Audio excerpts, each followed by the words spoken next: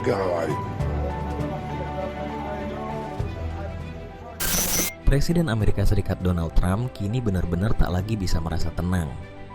Pasalnya, setelah serangan yang ia lakukan bersama Israel ke Teheran, Iran memberikan respons yang sama sekali tak terduga. Negara itu melancarkan serangan balasan tanpa henti selama berhari-hari, menghantam Israel serta berbagai aset militer Amerika Serikat di seluruh kawasan Teluk. Masalahnya, negara-negara Teluk justru menjadi pihak yang harus menanggung dampak terbesar dari serangan balasan Iran. Di saat yang sama, muncul kekhawatiran serius karena amunisi sistem pertahanan udara di setiap negara Teluk mulai menipis, sementara serangan udara Iran masih berlangsung pada intensitas tertinggi. Situasi ini memunculkan pertanyaan besar. Sebenarnya, seberapa besar persediaan amunisi yang dimiliki Iran?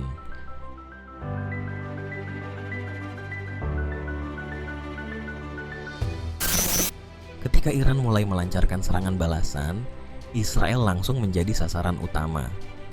Pada 28 Februari, sekitar 35 rudal dan drone dilepaskan menuju Israel, terutama mengarah ke wilayah tengah, termasuk kawasan sekitar Tel Aviv. Sistem pertahanan udara Israel pun langsung diaktifkan dalam mode penuh dan bekerja tanpa henti sepanjang malam. Banyak proyektil berhasil dicegat, namun jelas tidak semuanya mampu dihentikan. Sebuah rudal bahkan terekam jatuh di kawasan kota. Bangunan mengalami kerusakan, kepanikan menyebar, dan korban sipil pun mulai berjatuhan.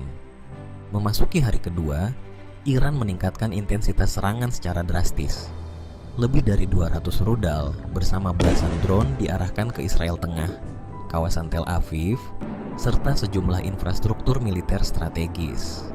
Gelombang serangan ini disebut sebagai hari paling berat yang dihadapi Israel sejak konflik pecah, sekaligus menjadi ujian besar bagi kemampuan sistem pertahanan udaranya.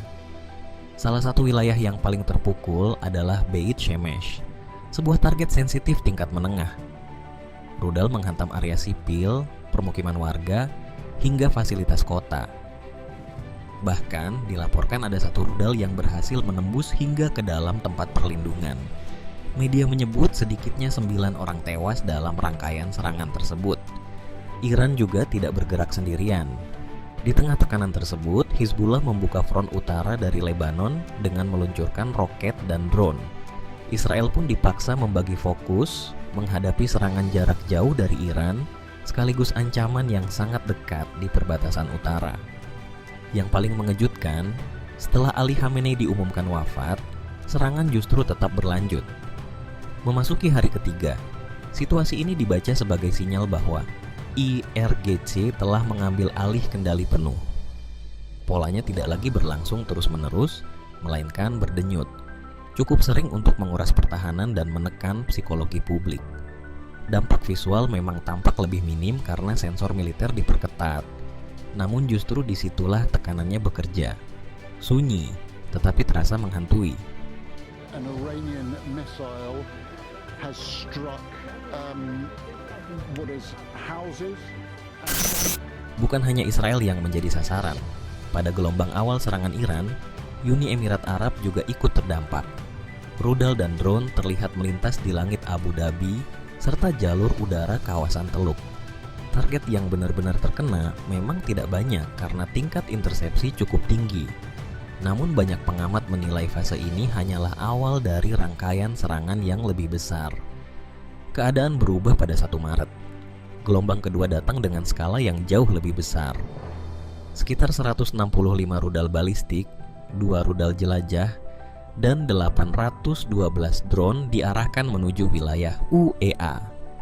Sasaran meliputi Abu Dhabi, Dubai, Sharjah, Palm Jumeirah, hingga sejumlah titik strategis lainnya.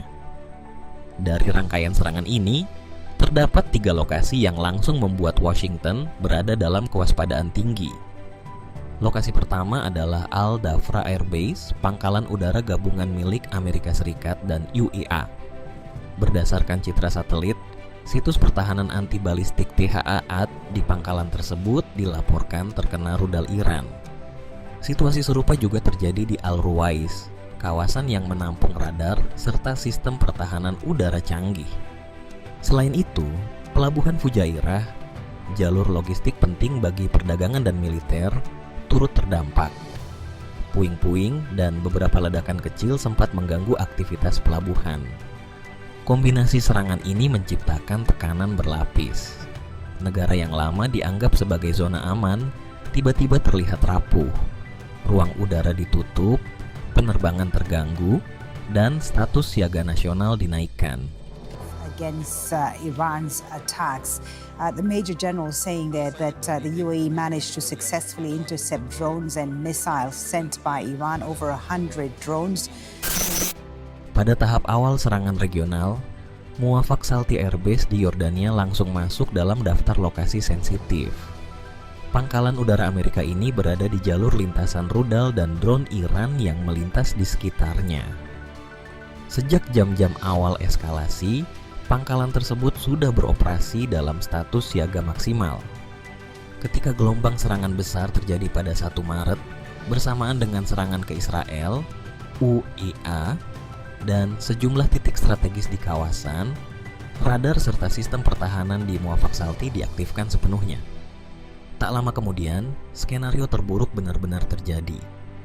Pangkalan ini dilaporkan terkena serangan langsung dari rudal dan drone Iran.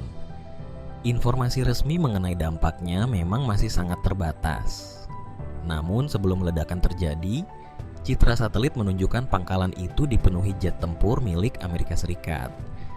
Bagi para analis militer, kondisi tersebut menjadi tanda kuat bahwa Muwafaq Salti sedang memegang peran penting dalam operasi Amerika di kawasan.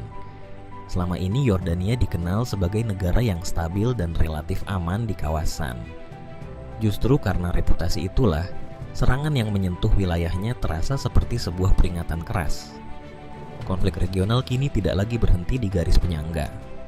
Ketika pangkalan di Yordania ikut tersentuh, muncul pertanyaan baru.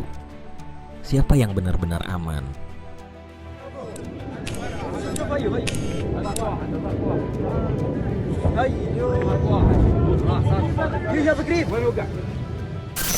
Al-Tanf, pangkalan utama Amerika Serikat di Suriah, menjadi salah satu titik panas dalam konflik regional ini.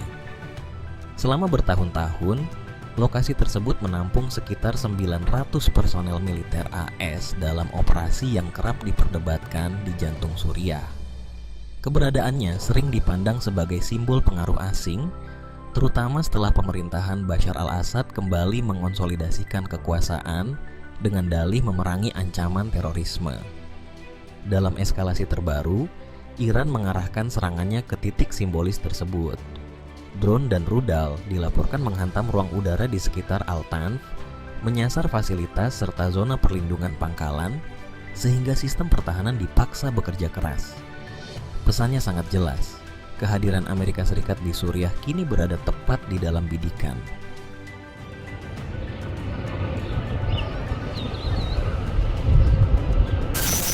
Pada malam 1-2 Maret 2026, Iran melancarkan serangan drone ke RAF Akrotiri, pangkalan militer Inggris di Siprus.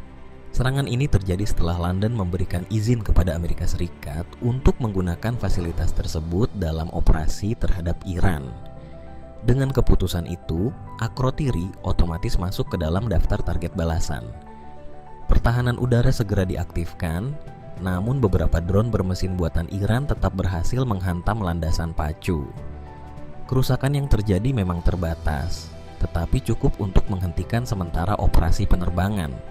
Tidak ada korban jiwa, namun pesawat tempur tertahan di darat, misi tertunda, dan personel bersama keluarga mereka sempat dievakuasi. Pesannya sangat jelas, bahkan wilayah Mediterania kini tidak lagi sepenuhnya aman. The mirror arrived in the early hours of today at RAF Akrotiri. Pada awal Maret 2026, Iran juga menargetkan pelabuhan Duk di Oman, sebuah titik logistik penting di kawasan Teluk yang digunakan untuk penyediaan ulang kapal induk USS Abraham Lincoln. Serangan dilakukan dengan drone canggih yang menghantam tangki bahan bakar serta sejumlah fasilitas pelabuhan. Dampaknya memicu kerusakan infrastruktur yang cukup signifikan.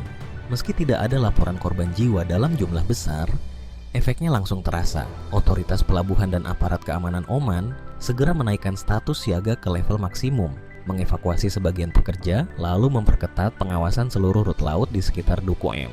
Serangan ini menegaskan satu perubahan penting. Wilayah yang selama ini dianggap netral, kini ikut terseret ke dalam pusaran konflik. Oman, yang dikenal sebagai mediator regional, tak lagi sepenuhnya berdiri di pinggir arena. Dari rangkaian balasan Iran itu, pesan yang muncul sederhana, namun mengguncang. Tidak ada lagi tempat yang benar-benar aman.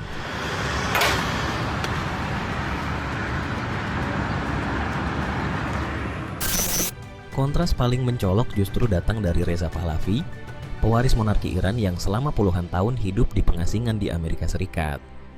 Di tengah konflik yang memuncak, ketika ratusan warga Iran tewas akibat serangan gabungan AS Israel, Pahlavi justru menyampaikan simpati khusus kepada 3 pahlawan Amerika yang gugur dan menyebut 5 lainnya terluka.